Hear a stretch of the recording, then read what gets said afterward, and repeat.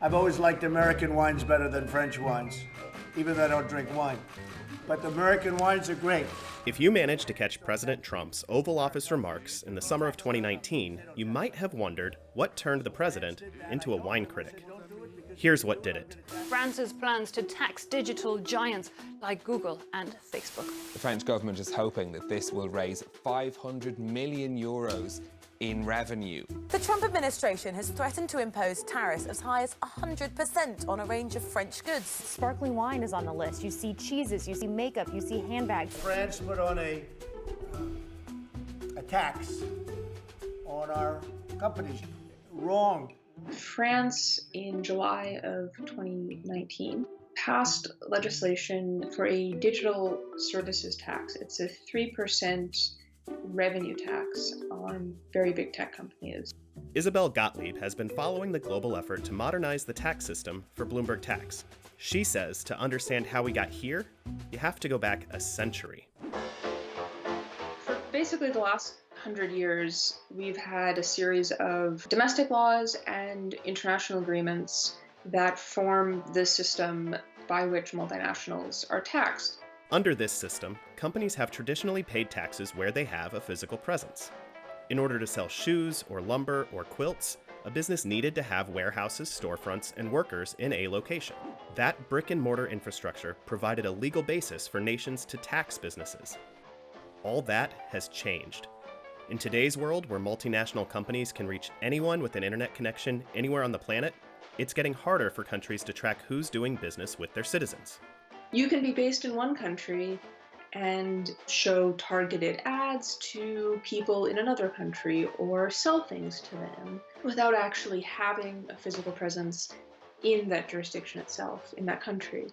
Increasingly, countries are taking their own steps to try to get tax revenue from big tech companies. France is one of a handful of countries turning to digital service taxes as a new source of revenue.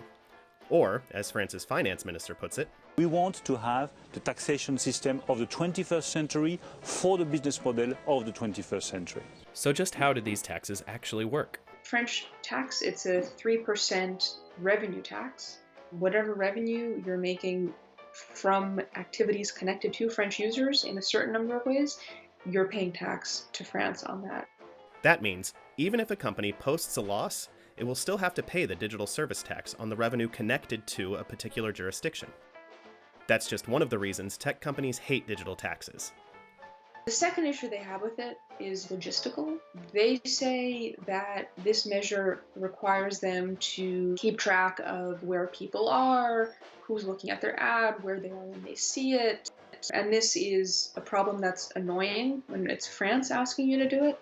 But if you have a dozen countries, 24 countries, even more, it becomes a compliance issue, a real one. It's like that old shampoo commercial. Tell two friends, and they'll tell two friends, now you got it, and so on, and so on, and so on. Facing the threat of a trade war with the US, France ultimately put a hold on collecting its digital tax, but only if the international community can find a solution by the end of the year. The Organization for Economic Cooperation and Development, the OECD, is working to try to find a solution to digital tax that everyone will agree to. The OECD has largely settled on a two-pronged approach. Pillar one is an attempt to reslice the pie, if you will, to change how much tax ends up in the jurisdictions where multinationals are doing business. The second pillar would require multinationals to pay at least a minimum tax rate, the goal being to limit the race to the bottom among countries vying to have the lowest rates.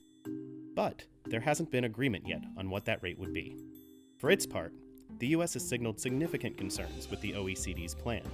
The pressure is now on all parties to come up with a consensus solution by the end of 2020. But the coronavirus pandemic has made an already ambitious timeline even harder to achieve. You'll hear OECD officials, US Treasury officials, other governments talk about there's the OECD solution, and the alternative to that is not status quo. The alternative is chaos. The alternative is every country acts in its own best self-interest. As tasters for our prize. In the meantime, you might want to start stocking up on French wine while it's still affordable.